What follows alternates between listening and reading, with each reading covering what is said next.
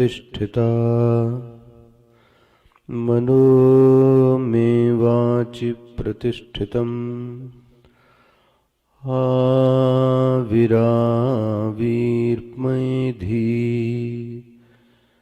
वेदस्यमवाणिस्थः श्रुतं मे मा प्रहासीः अनेनाधीतेन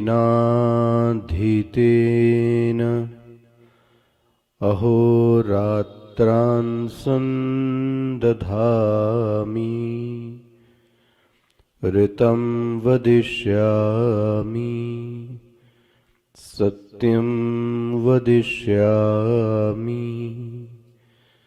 तन्मामवतु तद्वक्तारमवतु अवतु माम् अवतु वक्तारम् अवतु वक्तारम्। ॐ शान्तिः शान्तिः शान्तिः। सदाशिवसमारम्भां शङ्कराचार्यमध्यमाम् अस्मदाचार्यपर्यन्तां वन्दे गुरुपरम्परां शङ्करं शङ्कराचार्यं केशवं वादरायणं सूत्रभाष्यकृतौ वन्दे भगवन्तौ पुनः पुनः भगवन्तौ पुनः पुनः भगवन्तौ पुनः पुनः। ओमाप्यायन्तु मम चक्षुश्रोत्रमथो बलम् इन्द्रियाणि च सर्वाणि सर्वं ब्रह्मोपनिषदम् माहं ब्रह्म निराकुर्याम् मा ब्रह्म निराकरोत् अनिराकरणमस्त्वनिराकरणं मे अस्तु तदात्मनि निरतेय उपनिषत्सु धर्माः ते मयि सन्तु ते मयि सन्तु। ॐ शान्ति शान्ति शान्तिः।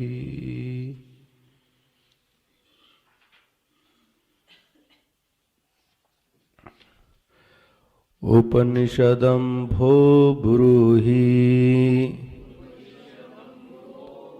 उपनिषदं भो ब्रूहीति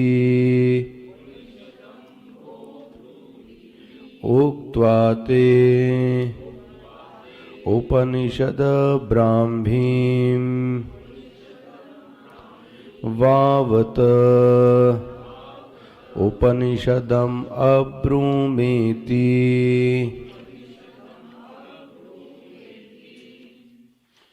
तस्यै तपोदम कर्मेति प्रतिष्ठा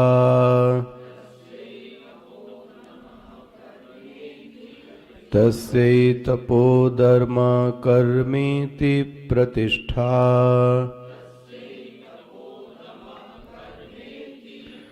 वेदा सर्वांगानि सत्यमायतनम्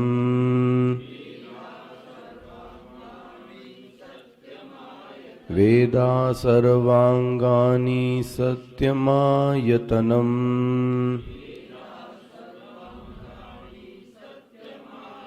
यो वा एतामेवम्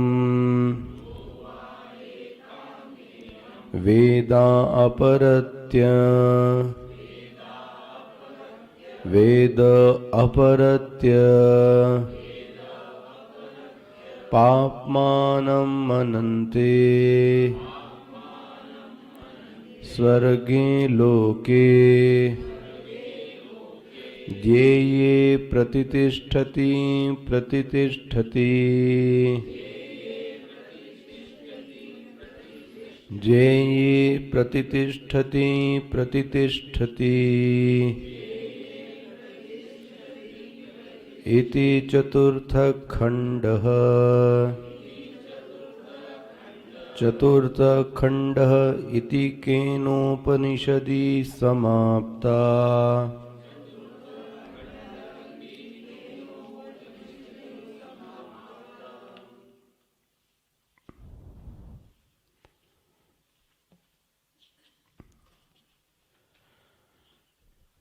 पेज 110 की नीचे वाली पंक्ति से भाष्य देखिए। नहीं वेदानाम इको कम करो। नहीं वेदानाम शिक्षा अंगानाम च साक्षात् ब्रह्म विद्या शेषत्वं तत्सहकारी साधनत्वं वा सहपठितानाम अपि यथा योग्यं विभज्य विनियोगः स्याद् इति चेद यथा सूक्तवान सूक्तवाक् अनुमंत्राणां यथा दैवतं विभागः तथा तपोदमः कर्म सत्यादीनां ब्रह्म विद्या शेषत्वं तत्सहकारी साधनत्वं वेति कल्प्यते। वेदानां तद अंगानां च अर्थ प्रकाशकत्वेन कर्म आत्मज्ञानोपायत्वम् इति एवं अयं विभागः युज्यते। अर्थ संबंधी उपपत्ति सामर्थ्यात् इति चेत् न युक्तेः नहीं अयं विभागः घटनं प्रांचति। नहीं सर्वक्रियाकारक फल भेद बुद्धि तिरस्कारिण्या ब्रह्म विद्यायाः शेषा अपेक्षा सहकारी साधन संबंधो वा युज्यते। सर्व विषय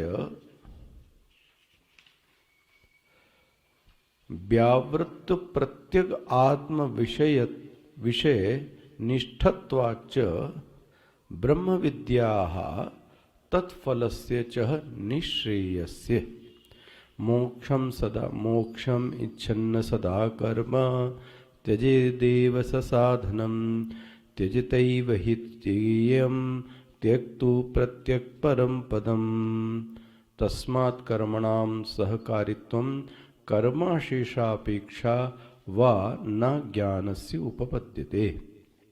ततः असद एव सूक्तवाक् अनुमंत्रणं यथा योगं विभागमिति तस्मात् अवधारणार्थम एव प्रश्न प्रतिवचनस्य उपपत्ते एतावती एव इयम् उपनिषदि उक्ता अन्य निरपेक्षा अमृतत्वाय।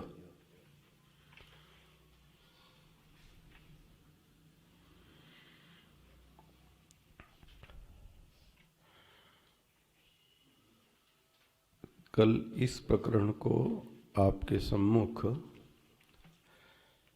एक नए ढंग से सुलझा के आपके सामने ये रखा गया।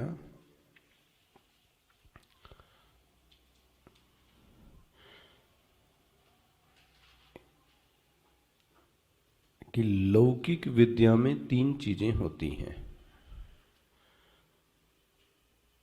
लौकिक विद्या को प्राप्त करने के लिए 3 चीजें कही गई। पहली क्या थी? योग्यता चाहिए।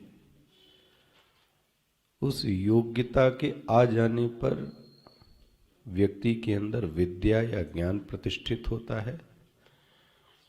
ज्ञान आ जाने के बाद ज्ञानों अनुरूपी कर्म का अनुष्ठान किया जाए। जैसा ज्ञान है उस अनुरूप कर्म क्रिया चेष्टा की जावे, तब व्यक्ति को फल प्राप्त होता है। स्पष्ट हो गया ये चीजें? इतनी सबको स्पष्ट हो गई? लौकिक विद्या में इन तीनों चीजों की अपेक्षा होती है, लेकिन ब्रह्म विद्या में सिर्फ 2 ही चीजों की अपेक्षा है। ब्रह्म विद्या की उत्पत्ति के लिए साधक में योग्यता होनी चाहिए। तो ये बात तो स्पष्ट है। विद्या की उत्पत्ति के लिए साधक में योग्यता होनी चाहिए। मतलब अगर मेडिकल का भी व्यक्ति को डॉक्टर बनना है, विद्या आनी है, तो उसके अंदर यह योग्यता होवे डॉक्टर बनने के पूर्व, ध्यान रखना, कि वो एमबीबीएस की परीक्षा को क्या करे? निकाल ले। अभी डॉक्टर नहीं बना है, इतनी योग्यता होवे कि वो एमबीबीएस की परीक्षा को पहले क्या कर ले? निकाल ले। कुशल प्रशासक बनने के पूर्व प्रशासन की परीक्षा के उत्तीर्ण के पूर्व ही उसकी बुद्धि, उसकी सोच, उसकी रणनीति की पहले ही परीक्षा हो जाती है, फिर उसको ट्रेनिंग मिलती है। स्पष्ट हो गया? तो लौकिक विद्या में भी व्यक्ति को क्या चाहिए होता है? योग्यता। तो ब्रह्म विद्या में भी ऐसी ही योग्यता चाहिए। अच्छा, ये भी स्पष्ट कर दूं, यदि योग्यता का अभाव है, योग्यता में तरतम का भाव है, जिस मात्रा में योग्यता होगी उस मात्रा में विद्या भी प्रतिष्ठित होएगी। और इसका उदाहरण हम और आप खुद हैं। अपना अपना यहां अंतःकरण देखें। जिसके चित्त में कितनी योग्यता है वो दूसरा नहीं बताएगा। ठीक है? मेरे अंदर कितनी योग्यता है ये आपको खुद ही पता लग सकता है। यही नहीं, मेरे अंदर स्वयं के अंदर कितनी मोक्ष की इच्छा जागृत है, सच में पूछना, तो वो आपको खुद ही पता है कि अभी भी हमारे जीवन में अन्य लोगों पर हमारी बुद्धि क्या है? टिकी हुई है। वो आपको खुद पता है। तो अब जैसा वर्ण वैसी ही तो विद्या आएगी। मैं कहीं भागवत का ये पंक्ति एकदम से याद आ गई। स्वामी जी, गुरु जी ऐसा ऐसा बोलते रहे गोपिका गीत में, जैसे वरण होता है वैसे ही ईश्वर अनावरण की क्रिया करता है। वरण की क्रिया हम करते हैं, अनावरण की क्रिया वह करता है। अच्छा, अब देखो, इससे मिलता जुलता एक श्लोक भी चित्त में जागृत होता है। उस अनावरण की क्रिया के लिए भगवान स्वयं आते हैं, क्योंकि अनावरण हमसे खुद का होना नहीं है। इसलिए कहा गया कि ज्ञान दीपेन भास्वता, उस ज्ञान के दीपक से भगवान हमारा चित्र जागृत कर देते हैं। कौन? बोले वो खुद आते हैं, स्वयं आते हैं। इसीलिए बोला गया, ते ददामि बुद्धि योगम तम कौन देगा द बुद्धि योग? बुद्धि योग देने का कार्य साधक नहीं करेगा, योग्यता का कार्य साधक करेगा। बुद्धि योग का देने का कार्य अहम ददामी, मैं करूंगा। मैं खुद आऊंगा, अपने लोगों को भेजूंगा, मैं कैसे करूंगा ये मेरे ऊपर छोड़ दो। लेकिन ये मेरा दायित्व है कि ददामी बुद्धि योगम तम, मैं तुम्हारे अंदर बुद्धि योग को प्रतिष्ठित करूंगा, बुद्धि योग को तुमको किसी न किसी निमित्त से दिलवाऊंगा। अच्छा, क्या होगा उस बुद्धि योग से? येन बुद्धि योगेन माम आत्मना, उसी बुद्धि योग के जरिए से तुम मुझे क्या कर लोगे? प्राप्त कर लोगे। देखो, ये एक क्रिया हो गई, एक यात्रा हो गई।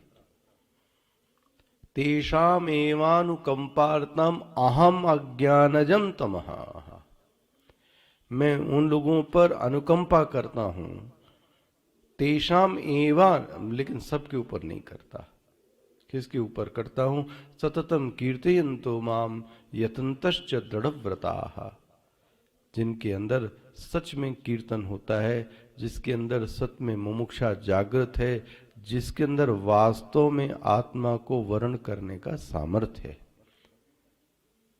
उसके लिए करता हूं, सबके लिए मैं नहीं करता। स्पष्ट होता है? जैसा वर्ण वैसी विद्या, वैसा ही अनावरण। अच्छा, अब अनावरण और विद्या पर पुरुषार्थ नहीं लगाना चाहिए। मेहनत योग्यता को अर्जित करने में करनी चाहिए। हम लोग जो कोशिश करते हैं कि रट लें, पढ़ लें, इधर, इससे कुछ नहीं होगा।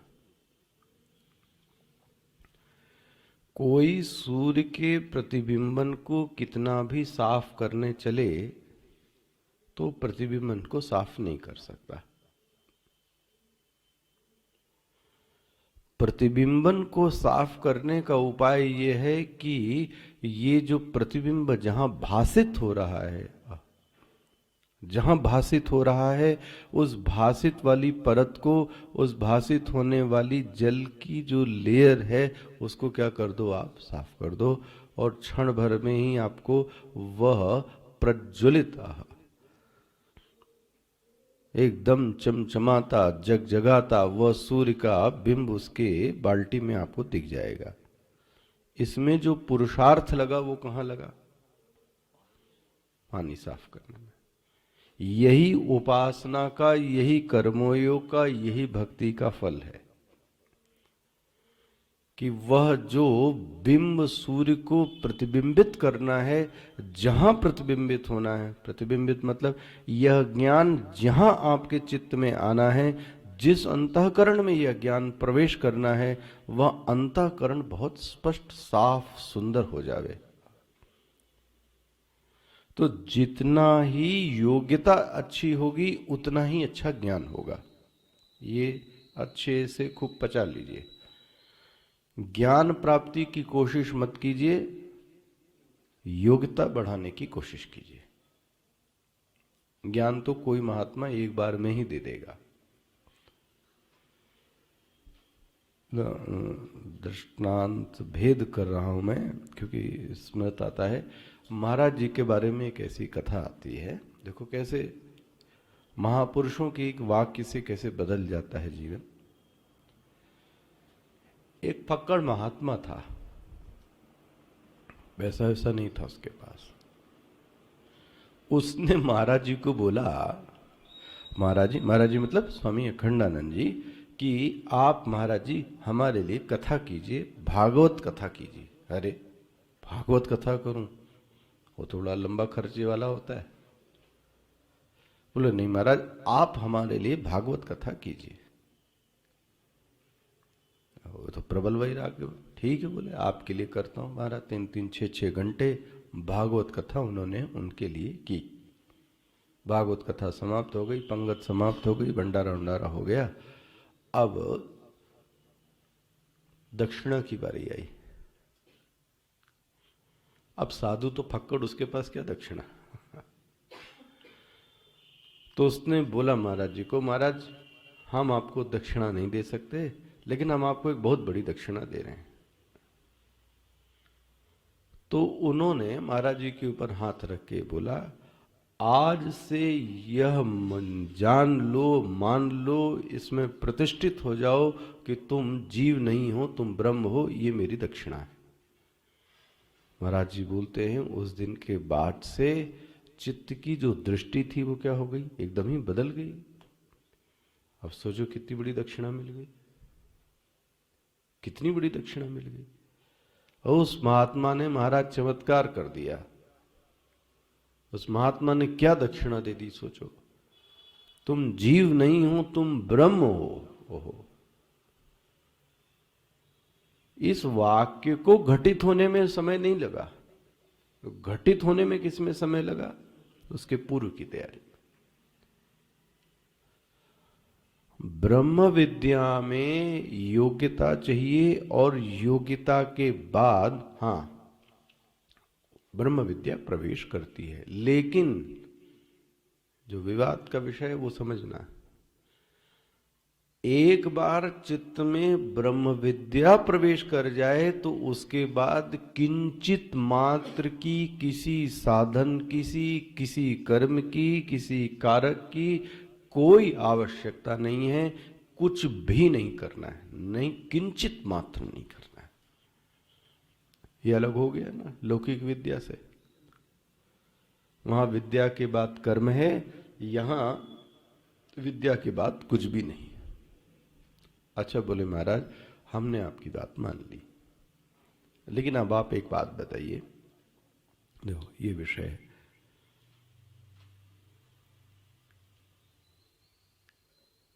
कि आप फिर ब्रह्म विद्या में आत्मा वारे व श्रोतव्य मंतव्य निदिध्यासितव्य,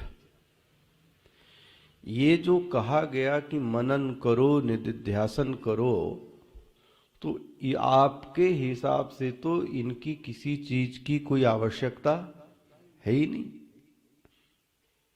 देखो ये प्रश्न है। अब आपको ये करना है, आपको अपने श्रवण की, मनन की और निदिध्यासन की हाँ स्थिति संभालनी होगी। अब आपका इसके बारे में क्या ख्याल है? जबकि उपनिषद में जब पढ़ाते समय आचार्य और गुरु यह बार बार उपदेश देता है कि आप क्या करो, श्रवण करो, श्रवण ही नहीं करो, मनन करो, मनन नहीं, निदिध्यासन करो। ओ, तो फिर इन साधनों की क्या जरूरत है? स्पष्ट हो गया? स्पष्ट हो गया प्रश्न? ये हमारे और आपके लिए प्रति प्रश्न है। अच्छा, तो ब्रह्म विद्या में मनन और ध्यान को आवश्यक कहा गया। हाँ? बाद में भी कहा जाता है। आप अभी उपनिषद सुन चुके, गीता भाई, गीता सुन चुके ना आप? तो ईशावास्य उपनिषद सुन चुके, उसके बाद भी आप क्या कर रहे हो? हम लोग श्रवण कर रहे हैं, मनन कर रहे हैं। और श्रवण के उपरांत तो और कहा जाता है, क्या कहा जाता है? ध्यान करो भाई। बिना ध्यान के क्या होगा? स्पष्ट हुआ? और यदि बिना ध्यान के, बिना मनन के जब कोई ऐसा करता है तो आदमी उल्टा ही कह देता है ये तो किताबी ज्ञान है, ये तो बकवास है, कुछ तो भी बोलता रहता है। 21 व्यक्ति को आप कह देते हो जिसके जीवन में साधनाओं का थोड़ा अभाव दिख जाए, थोड़ा आपको पूजन पाठ करते हुए ना दिखे, थोड़ा मनन और ध्यान करते हुए ना दिखे, तो आप तुरंत ही ये बोल देते हो हाँ कि ये तो बोल रहा है। घर वाले भी ऐसा कह सकते हैं। अच्छा, उनका कहना ठीक भी है। अच्छा, अब इसकी जड़ को समझें।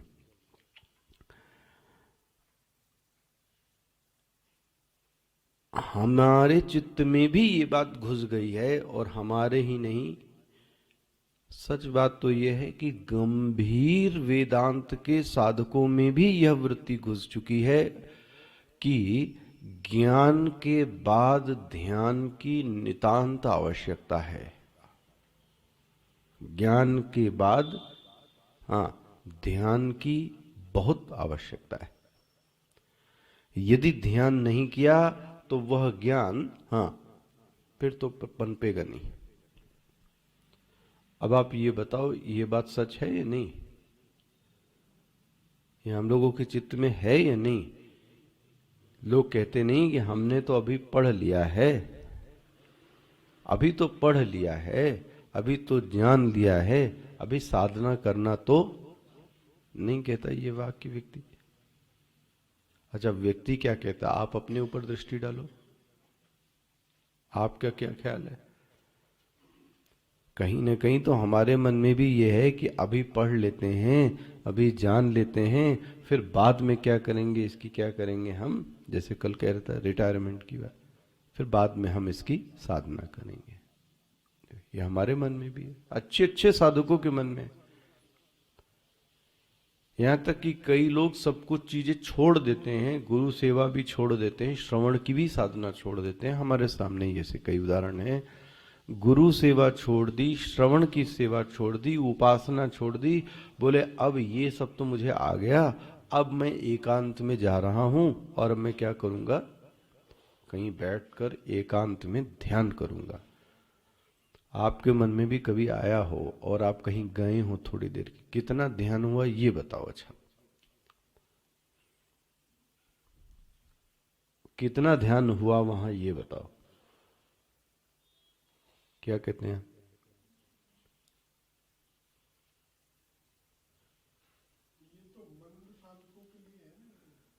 तो तीव्र साधक के अंदर भी ये इच्छा भाई। अच्छा, आप एक चीज ध्यान रखना,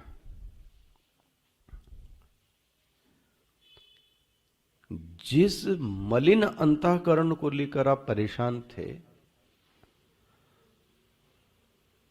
जिस मलिन अंतःकरण को लेकर परेशान थे और आप भगे, कहा कि मैं क्या करूंगा, यहां वहां जाके ध्यान करूंगा, हो मलिन अंतःकरण लेके ही तो गए हो, तो उससे ध्यान क्या करोगे? अरे बदबू वाला कपड़ा पहन के जाओ और आप हिमालय के ऊपर भी बैठ जाओ तो भी क्या आएगी वहां? हाँ भाई, बदबू ही तो आएगी कि नहीं आएगी? लड़ने और झगड़ने वाला चित्त होवे, दोष निकालने वाला चित्त होवे, हाँ, कंप्लेनिंग अगर आपका स्वभाव है तो आपको कहीं डाल दिया जाए, कहीं डाल दिया जाए। स्वामी जी तो ऐसे बोलते थे, स्वर्ग में भी डाल दो इसको, वहां पे भी दिखा देगा ये नुक्स है। ऐसे वालों की तो खैर कुछ कहा ही नहीं जा सकता, वहां पे भी उसको दोष दिखाई देगा। बात यह कि लेके कौन सा मटेरियल लेके गए थे वहां, वही अंतःकरण। कौन सा अंतःकरण? जो तुमको परेशान कर रहा था। तो जिससे साधना करनी है वह अंतःकरण तो दूषित है, और उसी दूषित अंतःकरण को देशांतर में, कालांतर में ले जाकर हम क्या समझते हैं कि अब मेरा अंतःकरण क्या हो गया। अच्छा देखो, आप गंगा जी गए, स्नान करके आ गए, लेकिन जो स्वभाव है वह, तो जिस अंतःकरण को लेके गए थे वही लेके फिर वापस आ गए, तो फायदा क्या रहा?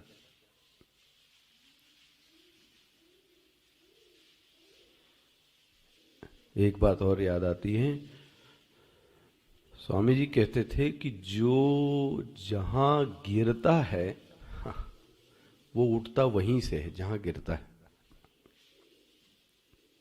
ठीक है ना? जहां तुम्हारी समस्या है, समाधान भी तुम्हारा वहीं है, बाहर नहीं। ये लाइन अगर किसी को हिट हो जाए तो वाह। जहां तुम्हारी समस्या है समाधान भी वहीं है। भागो मत किसी चीज से, डरो मत किसी चीज से। देखो, अच्छा,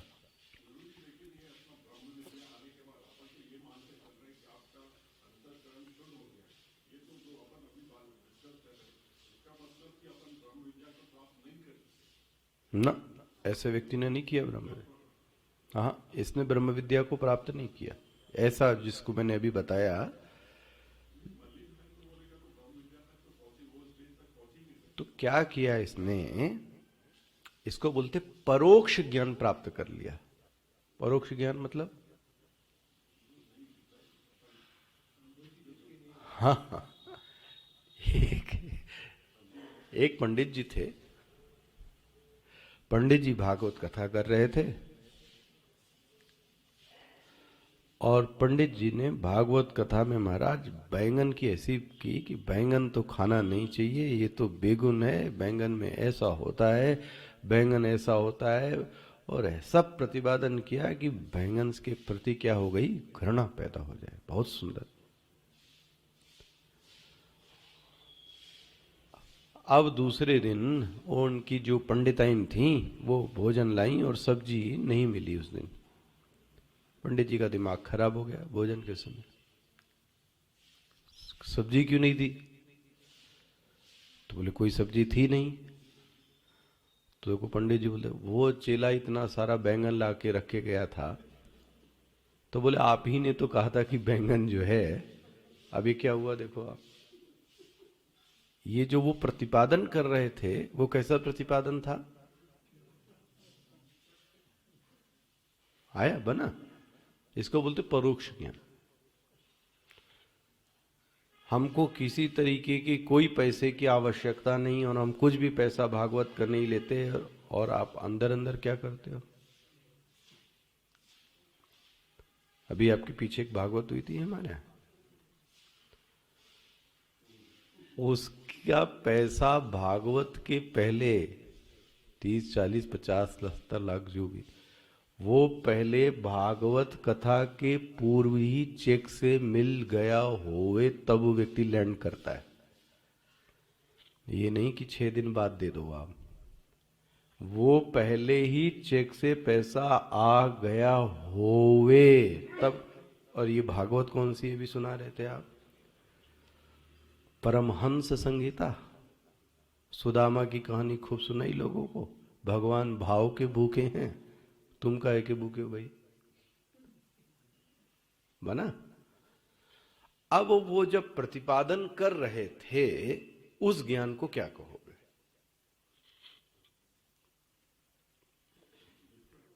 मिथ्या कहें गलत है, लेकिन आप जो कह, देखो इसमें भी दो तरीके के लोग होते हैं। आपने पूछा है तो फिर आप इसको अच्छे से सुनो। जो बोल रहा है वह उसके व्यवहार में हो तो वो सिद्ध हो गया, तो वो सिद्ध हो गया। तो दो प्रकार के लोग होते हैं, ये भी स्वामी जी का ही सब कथन है, आपको सामने जो सुना रहा हूं।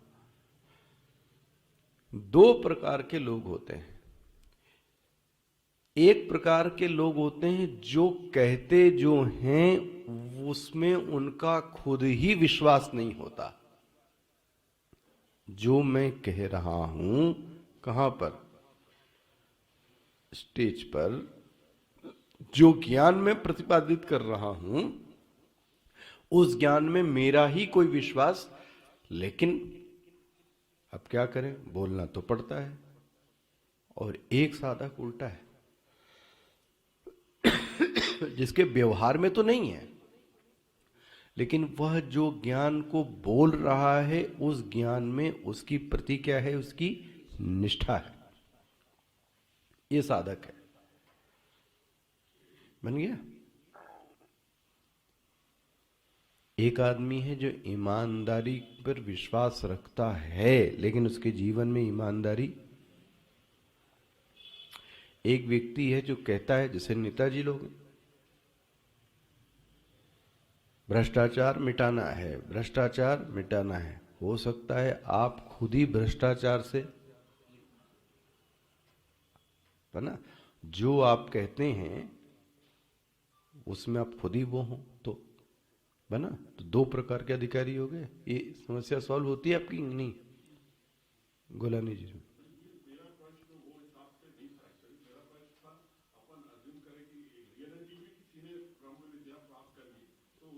क्या कर ले? अरे ब्रह्म विद्या, हाँ,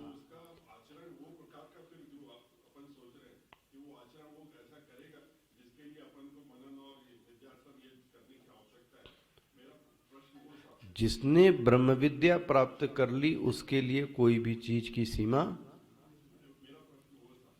तो उसको तो कोई कल मैंने बोला आपसे, योग रतो वा, भोग रतो वा, संग रतो वा, संग विहीन, चाहे वो योग करे चाहे योग न करे, चाहे भोग करे और चाहे भोग न करे। स्पष्ट हो गया? देखो, मान लो आपने बीए, एमए, बीएससी, एमएससी कर लिया। अब आपसे अपेक्षा ये नहीं की जाती कि आप प्रातः काल उठकर पढ़ें, ठीक है, आपसे कोई अपेक्षा नहीं है, लेकिन विद्यार्थी से, लेकिन इसके बावजूद आप उठते हैं, क्यों? क्योंकि आपको देखकर अन्यों को क्या मिल जाए? प्रेरणा। वो एक अलग चीज हो सकती है, लेकिन आपके ऊपर कोई नियम लागू, जिसके जीवन में ब्रह्म विद्या प्रतिष्ठित हो गई है, उसके लिए किसी प्रकार का कोई श्रवण, कोई मनन, कोई निधिध्यासन, कोई साधना नहीं। अभी बचता है कुछ नहीं, कुछ भी नहीं उसके लिए। वो तो पिशाच की तरीके से रहता है, बालक की तरीके से रहता है। ऐसा मैंने कहा, शास्त्र में आया है, रम तो बालोन्मत्त, बालक की तरीके से खाता पीता रहता है, सब करता रहता, अंदर ही ब्रह्म ज्ञान उसके अंदर क्या है? ओहो, प्रज्वलित। पिशाचवच भी रहता है। पिशाचवत मतलब ऐसा है कि स्वामी जी बता रहे, कई महात्मा जाओ महाराज, वो इतनी गंदी गंदी गालियां देते, डंडा लेके मारने दौड़ते हैं, और आप वहां से भाग जाओगे, लेकिन बाद में पता लगता है कि ये जीवन मुक्त पुरुष है। तो फिर ये क्या कर रहा था? क्योंकि तुमने ब्रह्म ज्ञान को किससे चाहा? इससे। इससे पता नहीं कर सकते कि वो ब्रह्मज्ञानी है या नहीं। ऐसे भी फक्कड़ महात्मा होते हैं भाई। जैसे हर महात्मा ऐसे ही थोड़ी न होता है पॉलिश्ड हो गए, कुछ महात्मा रफ भी हो जाते हैं, लेकिन होती बहुत सिद्धि है उनके पास में। अच्छा, खैर, अब आगे बढ़ते हैं। तो हमको ऐसा लगता है, क्या लगता है, कि ज्ञान के बाद ध्यान और मनन की नितांत आवश्यकता है। अब इसका पक्ष सुन लीजिए। ये बात आपने ईशावास्य उपनिषद में भी सुनी, कठोप में भी सुनेंगे, पे वो जो आक्षेप है वो ये है, देखो, बात यह है कि ज्ञान और कर्म का अनुष्ठान एक साथ हो ही नहीं सकता। क्या कहा जा रहा है? ज्ञान और कर्म का सह समुच्चय एक साथ नहीं हो सकता। और सुन लीजिए, इन दोनों का आपस में तमः प्रकाशवत विरोध है। तमः प्रकाशवत मतलब,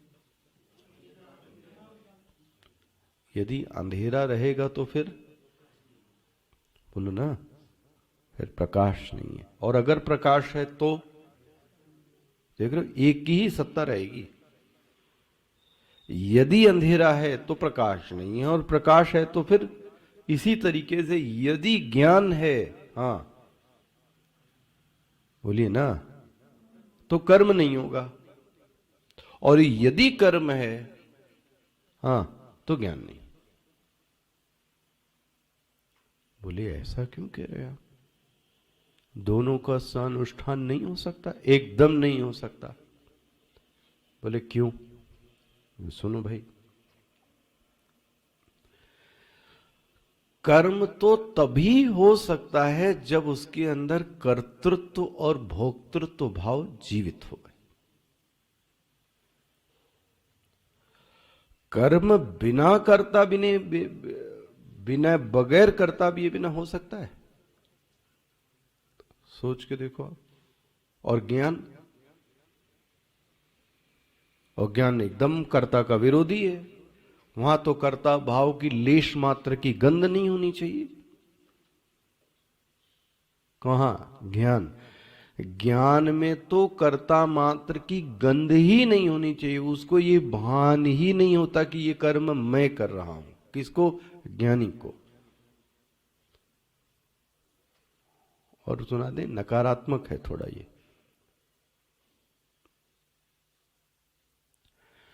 यस्य नाहं कृतः भावः बुद्धि यस्य न लिप्यते हत्वापि सा इमान लोकान् न हन्ति न निबध्यते। क्या बोलते हैं, थोड़ा अलग से सुना रहा हूं आपको। जीवन मुक्त पुरुष हत्वापि स इमान लोकान, कहीं लोगों की हत्या भी कर दे, ये प्रशंसा के लिए है, करता नहीं है। न हंती, उसको कुछ नहीं होता। क्यों? क्यों? यस्य नाहं कृतः भावा, कि उसके अंदर अहं की भावना हो। बुद्धि यस्य न लिप्यते, बुद्धि किसी फल से लिप्त होती ही नहीं। बन गया? समझिए जरा इस स्थिति को। अब अहंग भाव शून्य है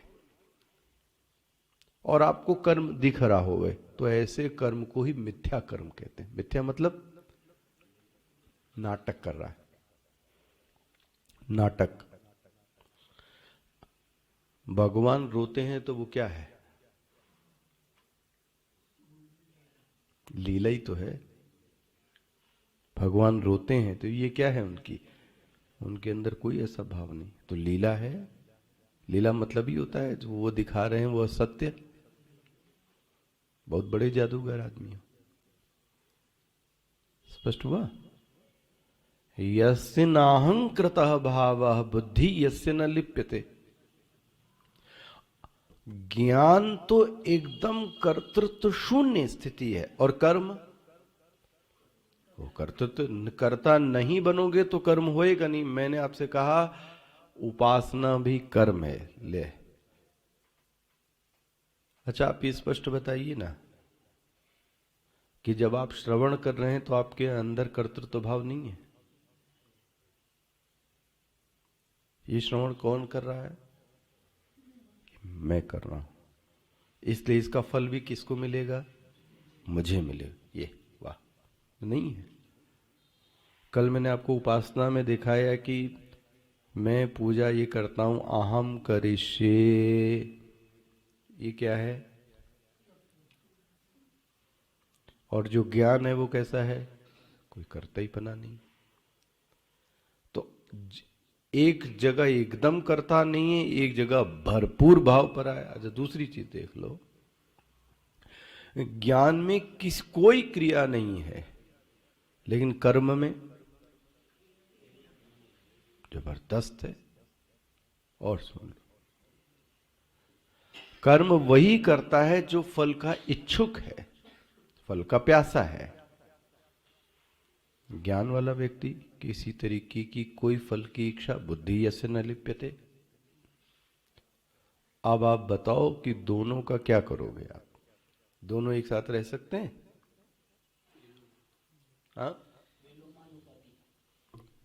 तमा प्रकाश विरुद्ध हुआ कि नहीं हुआ? भाई नहीं समझ में आया, पूछो इसको। क्यों अनूप जी? दोनों में विरोध दिखता है कि नहीं दिखता है? इसलिए ईसावास्य उपनिषद में प्रतिपादन किया गया कि ज्ञान और कर्म का सह समुच्चय नहीं हो सकता, क्रम समुच्चय हो सकता है। क्रम समुच्चय मतलब पहले कर्म बाद में ज्ञान, ये संभव है भाई। इसके लिए तो छूट है, आपको कहा ही जाता है कि उपासना करो, पूजा करो और उसके बाद क्या करो, आप ज्ञान अर्जित करो। लेकिन सह अनुष्ठान नहीं हो सकता, देखो जी, क्योंकि जो ज्ञान है ना प्रमा, वो साधन निरपेक्ष है। सावधानी से समझिएगा, जो ज्ञान है, जो प्रमा है, ज्ञान मतलब प्रमा, प्रमा का लक्षण ही है कि वह साधन निरपेक्षा, हाँ, वो साधन निरपेक्ष है।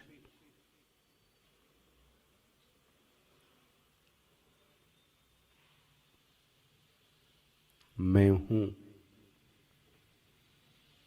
मैं हूं, इसके लिए किस साधन की अपेक्षा है? हाँ, क्या? हाँ, मतलब मैं हूं तो एक प्रमा ही है ना। मैं हूं के लिए क्या चाहिए? मैं, हाँ हाँ, तो मैं हूं के लिए कौन चाहिए? शरीर। तो मैं से शरीर प्रकाशित हो रहा है कि शरीर की सत्ता से मैं प्रकाशित हो रहा है?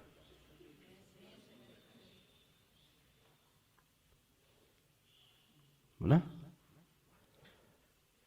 जब मैं है तब शरीर प्रकाशित है, जब शरीर हो तो मैं प्रकाशित होवे,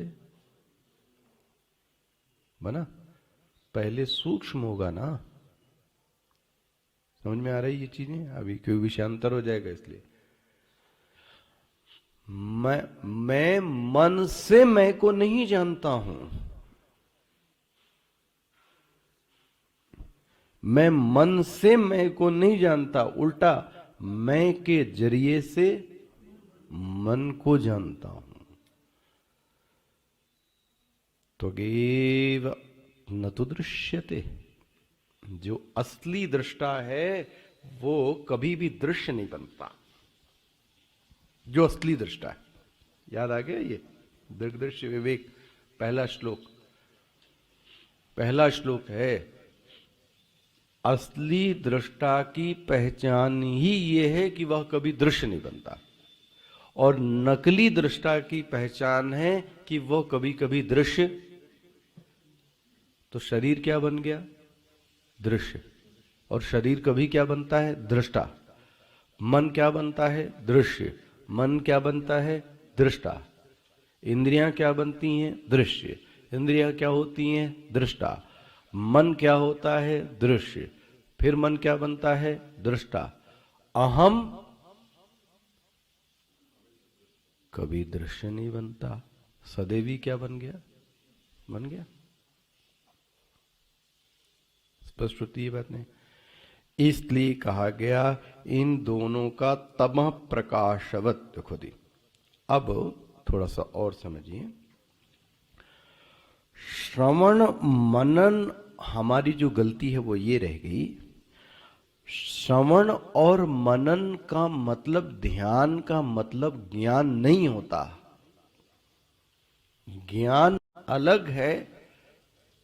हमने क्या समझ लिया कि श्रवण और मनन मतलब ज्ञान। श्रवण मनन और ध्यान का मतलब ज्ञान नहीं होता।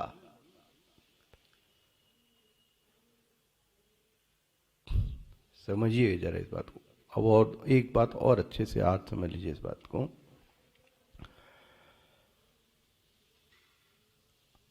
श्रवण सफल तब है, ज्ञान नहीं।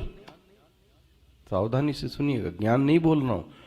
श्रवण सफल तब है जब उसको मनन और निधिध्यासन का सहकार प्राप्त हो जावे। क्या कहा है मैंने? श्रवण सफल तब है, हाँ, जब उसको क्या मिल जाए? मनन और ध्यान की क्रिया ऐड हो जावे तो श्रवण क्या है और सफल है, लेकिन ज्ञान नहीं। हमने गलती ये हो गई कि हमने श्रवण को ही क्या समझ लिया, ज्ञान ना। इसलिए फिर हमने कहा कि तो इसकी भी आवश्यकता है, इसकी भी आवश्यकता है, इसकी भी आवश्यकता है। गलती समझ में आ रही कहां है हमारी नफ्स? हमने गलती से यह मान लिया कि श्रवण मतलब ज्ञान। जब श्रवण मतलब ज्ञान मान लिया तो इसका मतलब ध्यान तो हमें क्या करना पड़ेगा, करना ही पड़ेगा। मनन तो फिर हमको करना ही पड़ेगा ज्ञान के लिए। फिर श्रवण सफल तब है जब उसको मनन का और निधिध्यासन का सहकार प्राप्त हो जावे। मतलब श्रवण और अच्छा काम करता है जब इसको कौन मिल जाए, हाथ कंगन को आरसी के आप देख लो। मान लें जो आपने कल श्रवण किया था, ऐसा होता नहीं है, आपने कल बैठ के मनन किया होवे, मनन ही नहीं, रात में दिन में जब भी आधा घंटा बैठ के अकेले में आपने ध्यान भी किया होवे, मान लो, और अब आप श्रवण करो दूसरे दिन, तो अब श्रवण में कितनी ताजगी होगी, सोच सकते हो आप? ओ ज्ञान है, वो जो कल सुना है ना आपने, वो चमाता दिखता है आपको एकदम। याद क्यों नहीं आता, समझ में क्यों नहीं आता? क्योंकि जो किताब अभी बंद हुई नहीं, वो 2 साल पहले जो लॉकडाउन में बंद हुई थी किताब केनोपनिषद की, उसके 2 साल बाद ही केनोपनिषद की भाष्य। अब तो यही नहीं समझ में आता कि पदभाष्य कहाँ है, वाक्य भाष्य क्या है, कुछ समझ में नहीं आता, ये स्थिति। अब आप बताओ कहां से फल प्राप्त हो जावे? कौन आके कर दे? भगवान भी चाहेगा तो भी नहीं कर पाएगा। श्रवण तब सफल है जब, ध्यान रखना, पहली पंक्ति मैंने क्या बोली, श्रवण मतलब ज्ञान नहीं, ठीक है? श्रवण मतलब, अरे श्रवणम तु कृतई सर्वई मननम तु न सुना तो बहुत साधुओं ने था, सबको मुक्ति नहीं मिली। भागवत में याद है वो धुंधुकारी, सबने तो सुना था, तो धुंधुकारी को मुक्ति मिल गई, प्रेत को और साधु लोग रह गए लंगोटीधारी, और बोले हमने भी सुना था। सुनने का मतलब ज्ञान नहीं होता। ऐसे भी बहुत सारे कक्षा में कई बार लोग, अनभिज्ञ लोग भी बैठते हैं आके, तो आपको क्या लगता है कि वो सुन रहे हैं, वो ज्ञान ले रहे हैं? ना ना ना, वो किसी अन्य पर्पज से आते हैं। श्रवण मतलब ज्ञान नहीं, ये सब आपको खूब मनन करना चाहिए। फिर ये जो मनन और निधिध्यासन है वो श्रवण को और अच्छा बनाने के लिए है। देखो, ज्ञान को सहकार की आवश्यकता नहीं है, श्रवण को मनन और निधिध्यासन की आवश्यकता है।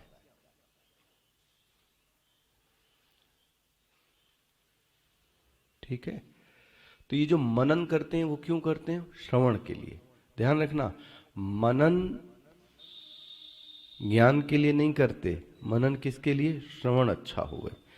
इसी तरीके से ध्यान, ध्यान किस लिए करते हैं? श्रवण अच्छा हुए।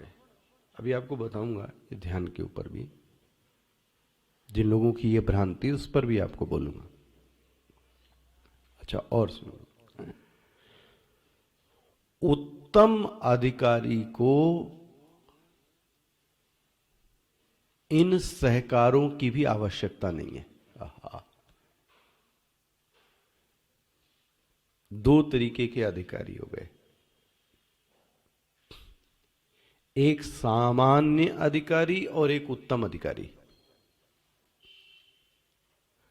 सामान्य अधिकारी को ज्ञान के लिए क्या करना पड़ा? श्रवण करना पड़ा, और श्रवण तब सार्थक होगा जब क्या करे? उसके साथ मनन भी करे और उसके साथ ध्यान भी करे। ये किसके लिए है? सामान्य साधक के लिए। स्पष्ट हो गया। लेकिन जो उत्तम अधिकारी है उसको इन सब की किसी की कोई आवश्यकता नहीं। देखो जी, उसने सिर्फ सुना और सुनने से ही उसको क्या प्राप्त हो गया? ज्ञान। खत्म। लेकिन महाराज उसका सुनना, क्या सुनना होता होगा? ओहो, और आप और हमारा सुनना कैसा होता होगा कि कल की बात ही भूल गए, परिभाषा ही भूल गए। मैं दिखाता हूं सुनने का। ये समझना, जरा खूब अच्छे से मनन करना। अच्छा वेदांत तो यही कहता है कि उत्तम अधिकारी को किसी की आवश्यकता नहीं, अगर वो सिर्फ श्रवण कर ले तो बस खत्म, समाप्त, किसी अन्य चीज की हो गया। तो जो श्रवण का फल है वो क्या हो गया? ज्ञान। और वह अकेले ही, हां, फल देने में क्या है? सक्षम है।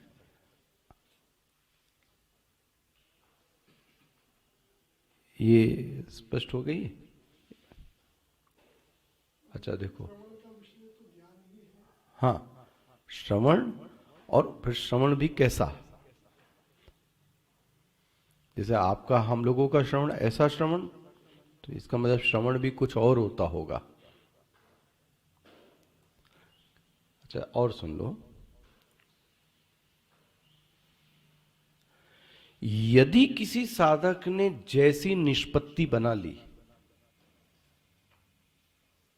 बहुत सावधानी से सुनिएगा ये आखिरी वाक्य, जैसी उसने निष्पत्ति बना ली वैसे ही उसकी प्रवृत्ति भी अब होएगी। इसलिए ये बहुत सावधानी से यहां पे काम करना है। क्या काम करना है? जिसकी जैसी निष्पत्ति, ये निष्पत्ति बनाने में, निष्पत्ति मतलब समझते, कंक्लूजन, कंक्लूजन लेने में जंप नहीं करना चाहिए। सही कह रहे हैं ना झलानी जी? हम यही चीज तो व्यवहार ट्रस्ट में भी हम लोग देखते हैं। किसी चीज के कंक्लूजन में उसके साथ अच्छा हो रहा है, उस बैंक में अच्छा मिला, हमको हमारे लिए अच्छा हुए, ऐसा जरूरी नहीं है। उसके लिए वो खराब है, मेरे लिए भी वो व्यक्ति खराब हो, ऐसा जरूरी नहीं है। मतलब मैं इसको आपको व्यवहारिक सूत्र ही कह रहा हूं, बहुत ज्यादा अपेक्षा तो नहीं रखता। किसी भी चीज के कंक्लूजन में जंप मत मारिए। कोई भी कंक्लूजन लेने में जंप मत। जंप मतलब अब ये बात समझ में आती है कभी कभी, वो महापुरुष चला जाता है तभी समझ में आती सब बातें। अब जलानी जी ये बात समझ में आती, दोनों जलानी जी को, कि ये ट्रस्ट में क्यों 7-8 लोग रखे जाते हैं। एक का कंक्लूजन हो सकता है, दूसरा जो आपसे प्रौढ़ व्यक्ति होवे उसको आपके क्षेत्र का, उसके क्षेत्र का, तो वो आपको उन चीजों को करने से क्या करेगा? अच्छा, सब काम साधु बाबा ही करेंगे, तो साधु बाबा सर्वज्ञ तो नहीं है। साधु बाबा को बैंक भी, साधु बाबा को शेयर मार्केट, साधु बाबा को, साधु बाबा तो अपना काम करेंगे ना। इसलिए कोई बड़ा व्यक्ति आपके पास में है, कोई बुजुर्ग व्यक्ति है, कोई प्रौढ़ व्यक्ति है, कोई मेच्योर्ड व्यक्ति है, इसलिए कहते हैं सलाह लेने के पूर्व और लोगों से क्या करो? पूछ लो, जांच लो, जिस पे आपका विश्वास है उससे पूछ लो। लेकिन मेरी यही व्यक्तिगत सलाह होगी आपको, किसी भी क्षेत्र में कंक्लूजन के लिए जंप मत कीजिए, वेट कीजिए, धैर्य धारण कीजिए। ये क्यों कह रहा हूं? किसी साधक ने अगर ये निष्पत्ति निकाल ली, क्या निकाल ली? कि हाँ, ज्ञान तो सिर्फ ध्यान से ही हो जाएगा। तो अब उसका व्यवहार क्या होगा? अच्छा, अगर उसकी ये निष्पत्ति आ गई है, ये निष्पत्ति आ क्या गई हम लोगों की, यही है ध्यान अच्छा लग जावे तो बोले ज्ञान हो जाएगा। तो अब वो क्या करेगा? अच्छा, ध्यान ही लगाएगा, ये तो एक अलग चीज है। अब उसकी श्रवण के प्रति, उपासना के प्रति, मनन के प्रति जो बुद्धि होगी वो क्या होगी? हे बुद्धि होगी। अरे ये लोग सुनते ही हैं, देखो ये एक और पाल लिया, ये सुनना ही है। कब तक सुनेंगे? अब तो ध्यान करना चाहिए। देखो ये बुद्धि आ गई इसकी।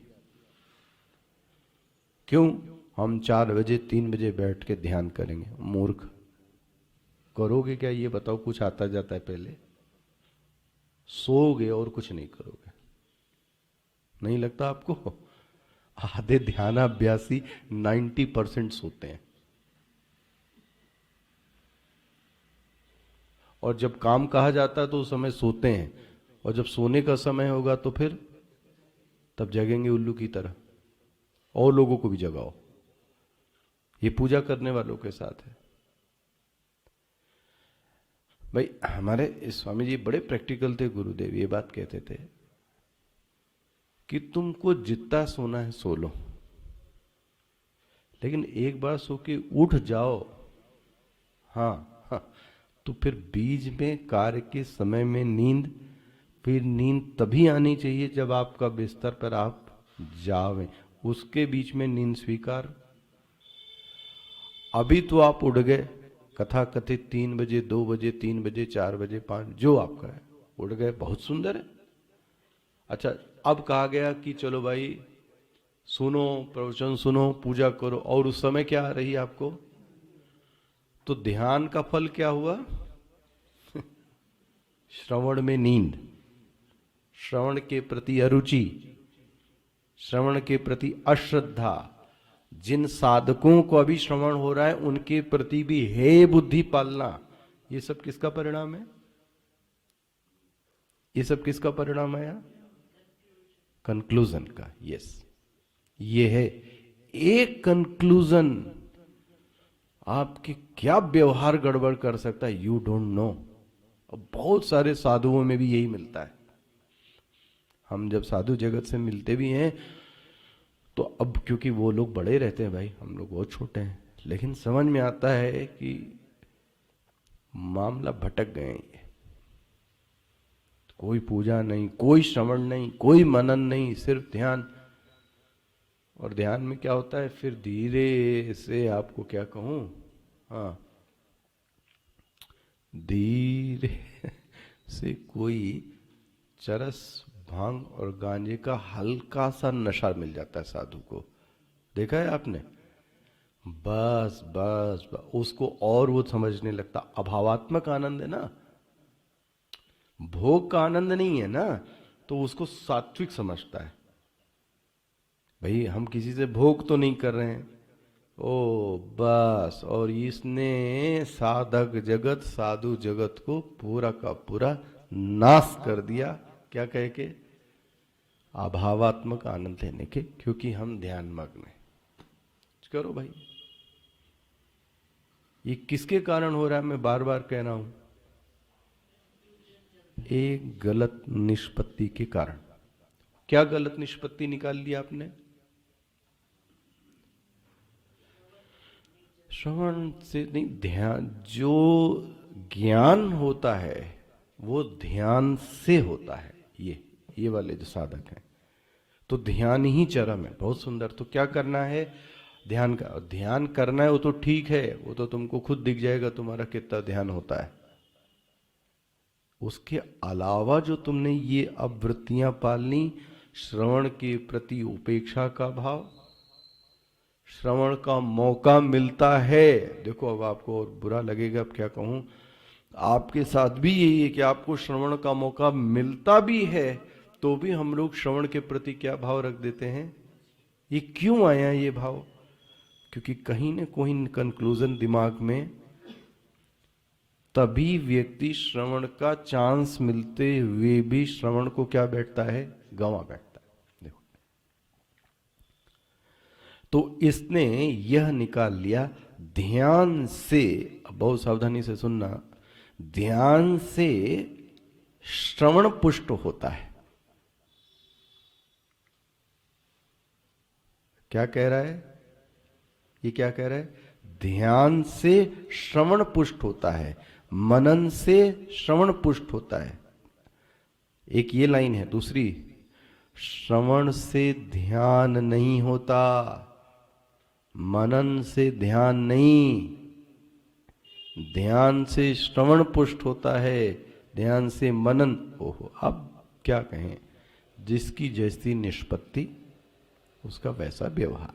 देखो, तो फिर वो सिर्फ क्या बोलते हैं, केवल ध्यान ध्यान ध्यान ध्यान के पीछे और श्रवण के प्रति जो बुद्धि आ गई, जबकि कहा गया है कि ज्ञान का जो साक्षात साधन है वो कौन है, श्रवण।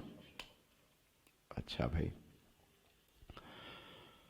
तो श्रवण मुख्य होना चाहिए, मनन और जो ध्यान है वह सहकारी होना चाहिए। सहकारी मतलब श्रवण को सपोर्ट करने के लिए क्या होना चाहिए, मनन। श्रवण को सपोर्ट करने के लिए क्या होना चाहिए, ध्यान। ना कि श्रवण को ही डुबो दो और अब क्या करोगे, तो आप तो, मैं बोलूं हाथ कंगन को आरसी के, आप एक काम कर लो, और वही था भी, आप श्रवण को एकदम ही छोड़ दो। अभी लॉकडाउन में अगर आपने थोड़ा सा कभी अपने जीवन में अनुभव किया होगा तो श्रवण छोड़ दो और अब आप क्या करो, ध्यान करो। अब ध्यान करो। अच्छा, अब क्या स्थिति बनेगी,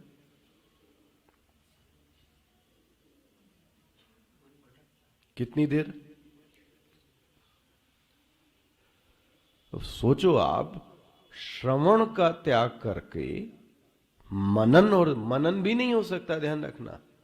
अरे मनन के लिए जो आपको मिलता है मटेरियल, वो किससे मिलता है, ध्यान में करोगे क्या, वो मटेरियल किससे मिलता है, श्रवण से। और श्रवण को ही आपने क्या कर दिया, मार दिया। बहुत सुंदर। अब बोले हम अकेले में बैठकर स्वामी जी स्वाध्याय करते हैं, अकेले में बैठकर। एक थे वो साधक आपके, अब उनसे मिलता हूं तो कभी कभी गुस्सा भी जागता है, कभी कभी दया भाव भी आता है। वो ऐसे बात करते हैं, ये ईश केन तो सवेरे सवेरे पढ़ लिया और दोपहर में कठोट को मारा और रात में मांडू की करके स्वामी जी पूरा ये 10 को एक दिन में ऐसा कंप्लीट कर दिया। अब तो नेक्स्ट हम कुछ देख रहे हैं। ब्रह्मसूत्र तो परसों ही स्वामी जी पूरा कर लिया। हम सोचते हैं वाह भाई, बड़ा दिव्य व्यक्ति है ये, पढ़ाया हम ही ने था, हमसे ही पढ़ा था ये। तो क्या कहें उनको, क्या करे। अब समझ आता है कि आदमी की मति भ्रम हो गई, इसका नाश हो गया और कुछ नहीं हो, कुछ नहीं हुआ इसका। कभी कभी ऐसा बोले उपदेशार दुर्दृश्य विवेक तो बिगिनर्स के लिए है, ये क्या है, अरे उसके श्लोक तो देख लो भैया जरा, या तो तुमको गुरु कोई ठीक नहीं मिला पढ़ाने वाला, तो उसके शब्द के अर्थ को देखो तो 2 साल लग जाए अगर सही समझाए कोई। वो तो बोले ऐसे ही है, आप तो उपनिषद की बात बताइए। ले, तो अब आपने ऐसा कहकर वो जो दृश्य विवेक और उपदेशा रमण महर्षि के प्रति क्या बुद्धि हो गई, वो तो ऐसे ही है, हमारा स्तर तो थोड़ा, आप बहुत सुंदर, ये निष्पत्ति हो गई। अच्छा भाई, तो मेरा था अगर ऐसा कंक्लूजन हुआ तो श्रवण के प्रति जो भाव रहेगा वो कैसा रहेगा, उपेक्षा का रहेगा। मनन के प्रति जो भाव रहेगा वो क्या रहेगा, उपेक्षा का। तो श्रवण मुख्य होगा, उसका सहकारी साधन कौन होगा, ध्यान और मनन, है ना। और प्राथमिकता हमको किसको देनी है, श्रवण को। आगे कल दिखाते हैं।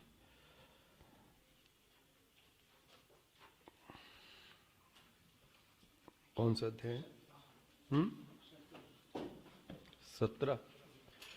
ओम श्री परमात्मने नमः। अथ सप्तदशोऽध्यायः।